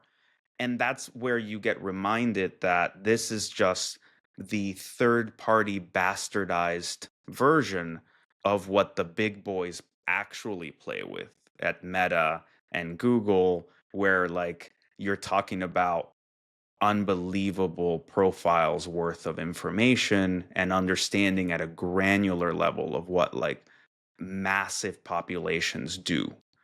And that you don't see unless you are inside of one of these places or, Cambridge Analytica your way to like harvesting a bunch of stuff you shouldn't be able to harvest. But it's just to say that this is all happening in gradations. And the quality of what you can do with it is mostly like, okay, well, how widespread, how much data can we get somewhere outside of here or adjacent to that? And when you see it sold in its purest fashion, I think is when it's clear that it's like its value is not quite as high as what they pretend that it is. Yeah, but these data brokers and these collections, I think the extent of how much of this data is collected and being resold here, there, and everywhere. Like, why are we worried about TikTok? Like, why are we worried about TikTok and the Chinese spying on our stuff? By the way, the story just broke that the Supreme Court here in the U.S. has upheld the TikTok ban.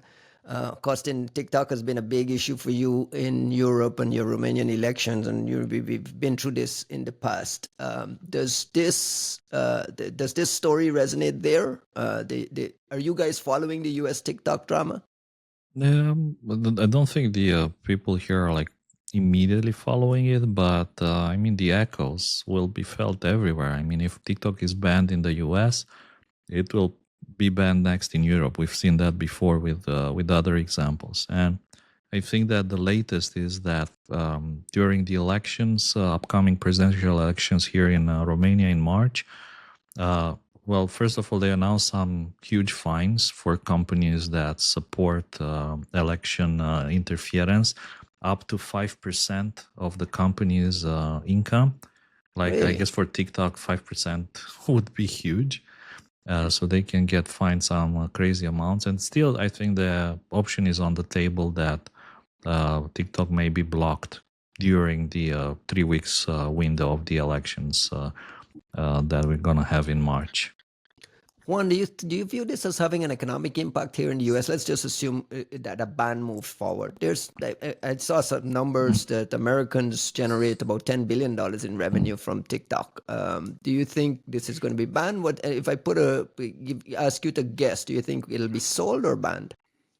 I mean, I imagine it will be sold. Like there's an interest, of course, in trying to like recover some value from it. At the same time, its value and value proposition could plummet overnight, right? If it genuinely does have an issue with users or people, just scatter onto another platform like Red Notice or whatever. It's like out of nowhere you get another shittier, even shadier, like thing you've never even heard of before, who like It's now top of the is the charts. alternative, right?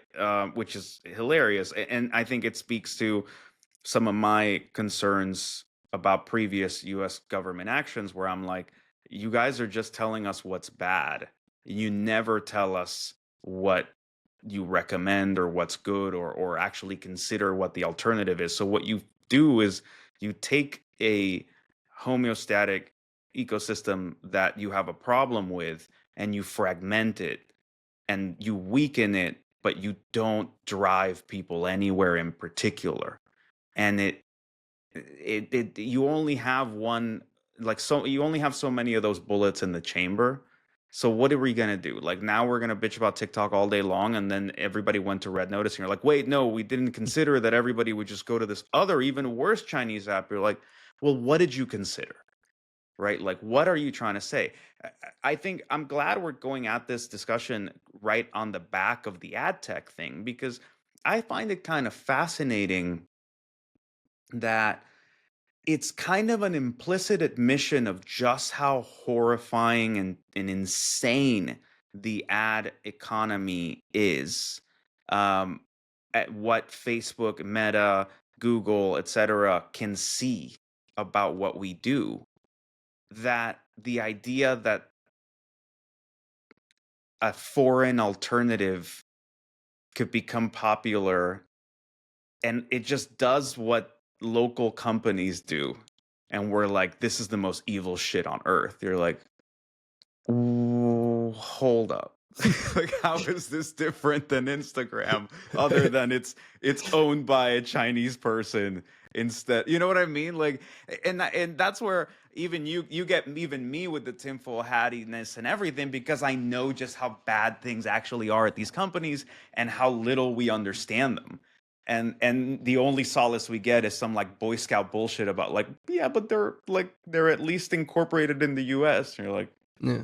so It's what? the same thing with TP-Link. I mean, Zuckerberg has kissed the ring now, so Facebook is fine. Facebook is getting crazy, dude. You know how we all forget that Satya Nadella, Trump almost forced Microsoft to buy TikTok back in the day? Like, that was just kind of like skated over everyone's head. It's crazy. It's just I Microsoft's gonna buy Greenland now, I think. I want to shift away from China to Russia quickly and touch on this Star Blizzard story out of Microsoft.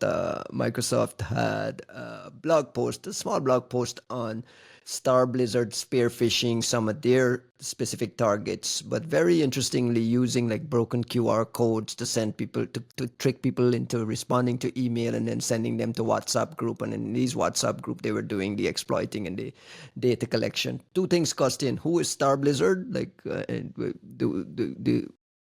are you tracking It's this? a fancy name for Turla, which is what everybody calls it. What? Callisto. Is Turla No. Callisto? I thought No. I saw Star Blizzard was described as Oh, sorry. Did I mix it with Cadet Blizzard? I apologize. No, Cadet Blizzard He's was messing with you.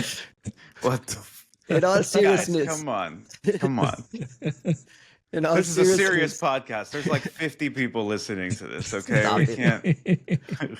in all seriousness, is this just a natural kind of evolution of trying different kind of tactics to hit these folks? Or are you impressed with this QR code WhatsApp group kind of targeting? Well, I mean, this is happening a lot in cyber criminal circles. If you want, this hijacking of WhatsApp accounts, maybe not necessarily hijacking, but what you're setting up is just a clone of your conversation, so someone can spy on everything you're writing and receiving.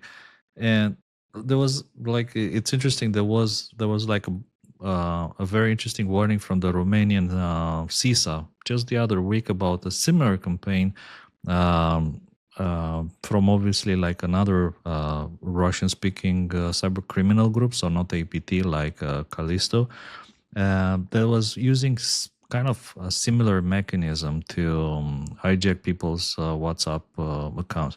So in a way, it's like a poor man's espionage campaign, just setting up a clone of your WhatsApp conversations. But on the other hand, it's super, super effective. And it doesn't require exploits. It doesn't require any malware. It works on iPhones without you spending $10 million on the zero-click chain. So in the end, it's effective. And I think many people are just not aware of how this can be abused and how easy it works. What I was thinking, like, at how capable is actually Facebook Meta in spotting people that have been compromised this way? So, do they have the capability to spot whenever this cloning happens, and can they block those connections? I think that would be interesting to know. In particular, like, this attack was happening through two domains, so that wouldn't, let's say, be necessarily easy to spot from their point of view. But the attackers cloned instance running on certain IP address, if it's not through VPNs, maybe it's actually possible for Meta or WhatsApp, if you want, to spot the attackers and block them. So I think that would be interesting. But WhatsApp was able to spot the NSO group, Yeah, according to exactly. the lawsuit, right? So they have this ability. And does Meta have a threat intel team that does this full time, Juan? Yeah, of course they. I mean, well, of course they've had a threat intel capability, and a lot of it maybe more focused on disinfo stuff for some time. At the same time, Meta is changing apparently it's drastically. going. So I don't know what they're gonna have in the near future. Sticking quickly in Russia, we've got more news on Ukrainians, pro-Ukrainian groups smashing Russian networks. This time, the largest platform for state procurement, Russia's main electronic trading platform for government and corporate procurement, confirmed this week it had been targeted by a cyber attack. The Ukrainian activists claimed responsibility. This is par for the course in warfare. I assume we've discussed this in the past, but is there any surprise at all that they've been so active and so successful? Well, in a way, I mean, this is happening every week. What's new in this story is this particular group that claimed responsibility, which is kind of new. I don't think they've been seen before. Yellow Drift. And what you see, I was wondering if this is, imagine that in the US, they just open the gates, like it's a open season, like everyone can do whatever they want against Russian hackers, against Chinese hackers. Is this like Precursor what to is what- going to happen? Like, no, but this is let's say the outcome of just opening the gates, because like This in is the Ukraine, free-for-all that Juanito wants. yeah, like in Ukraine, when the war started, they formed out this cyber army of Ukraine Telegram group with almost 500,000 people in there, and just like it's open season on Russia. Like, you guys can do whatever you want. Nobody will be prosecuted. Nobody will be stopped. Just do whatever you want. So, I Sounds mean, pretty cool. if you open, like, again, if you open the gates. I mean, this is what you get. What are we worried is gonna happen? What are we saying is No, going what to I'm happen? saying is that, yeah, some companies will get wiped, but I mean, they'll restore from backups and move on. So They were gonna get how effective is that? That's my question. I think that's precise. Like, I think it's the difference. I'm gonna use something I know nothing about. Mm. But like, I think it's a difference between having a first child and a second child. Like this, there's this, you always read about like first time parents who are like terrified and like the whole time you're just like worried that every tiny thing that could go wrong will go wrong and will be the end of the universe. And then the second child comes around and you're like, fuck it, does not, like you've been through this, you're inured to like all of these like anxieties. Like I feel like that's where we're at the first child stage of cyber, and like we talk about everything as if like one person sneezing on a computer is going to set off like a global catastrophe that we can't possibly come back from.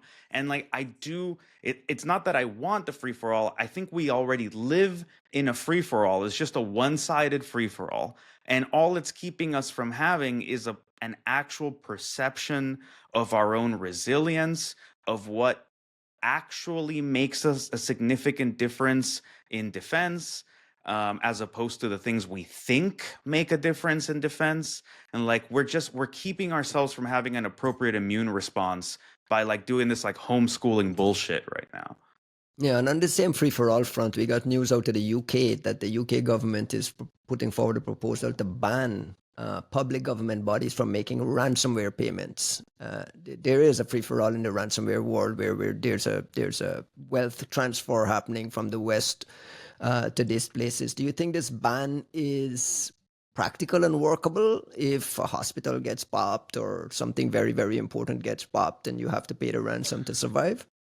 I think it's actually really interesting because when it comes from the NCSC, as is usually the case, it's more thought out. So it's not just what we saw in the States where people were just like, we're going to ban ransomware payments. So we're like, you mean you're going to keep anybody from being able to pay? Like, what authority do you have to do that? You actually do not have the authority to do that. So no, you're not. You can say that you'd like to, but you can't. In the case of the UK, what they're saying is, well, this part that's well within our control, we'd like to suggest is not going to pay any more ransomware payments. And in a way, it's an interesting sort of field exercise, because if anything, saying it is signaling your intent. That means someone has to come test that boundary, and then you have to stick it out and not do it. So like the signaling that intent is only the beginning. You're saying somebody has to come, someone has to screw us over, and then we still have to do the difficult thing of not paying. And then then you may reap the rewards of there being an established precedent that says, look, the UK doesn't negotiate with ransomware terrorists. We don't give a shit. We're just going to figure it out, and that's it. And then you can have a slightly different sort of response. Costin, you're I think, a European I correspondent. mean, How do you view it?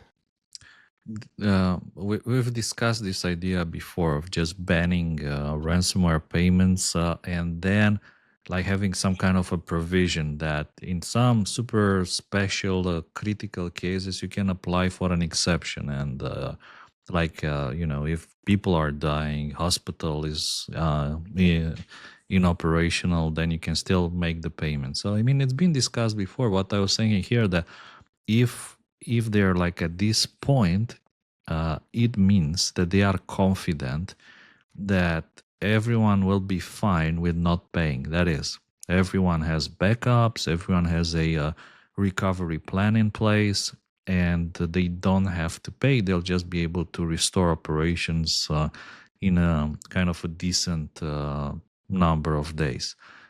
Moreover, I think they're also confident that the amount of ransomware attacks is now maybe low enough so that it's no longer like completely out of control.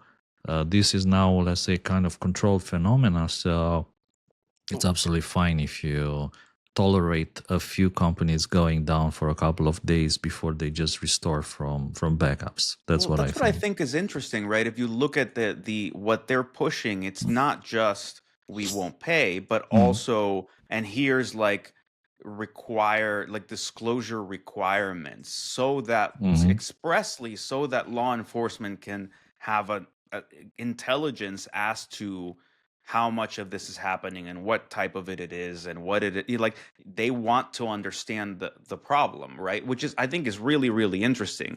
Like the discussions of disclosure requirements previously in the US and in other countries, they tend to focus on like, okay, like how do we tighten the screws in some regulatory capacity so that companies will tell us as soon as possible. And I think that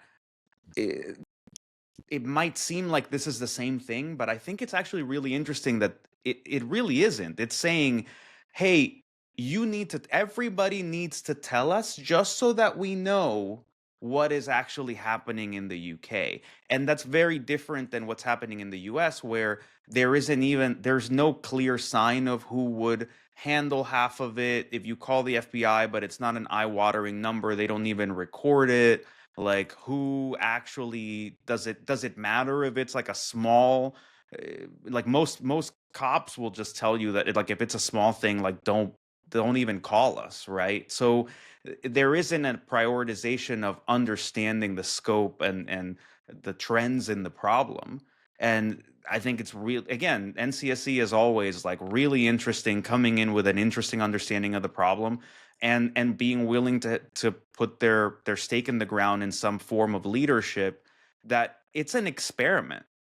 I don't know, right? Like if maybe NCSC says we're not going to do this, and then like there's a bad enough ransomware incident in a important enough part of the government, and they backtrack, and I mean, Yeah. it would be catastrophic in setting that precedent, but it would also probably let us know that if even one of the most cyber capable regulatory regimes in the Western world is unable to stand by that line, then we should probably retire that fucking idea completely and just stop talking about it.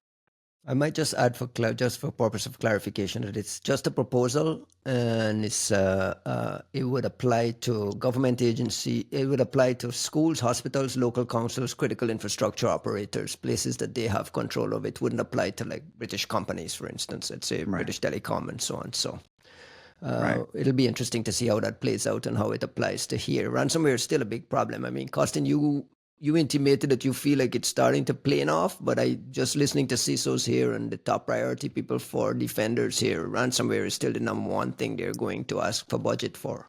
Yeah, clearly not playing off. Actually, I was looking at a report that the UK and CSC reported a 16% increase of mostly ransomware attacks in 2024 compared to 2023. So it's not going down. What I was thinking is that they are, let's say, confident that they have like a good grasp on the phenomenon and like enough control that makes it feasible for them not to ban these payments. And like from a pure magic money people point of view, I think this is good. I mean, if we can reduce the abuse of magic money and their usage by cyber criminals, that's only good.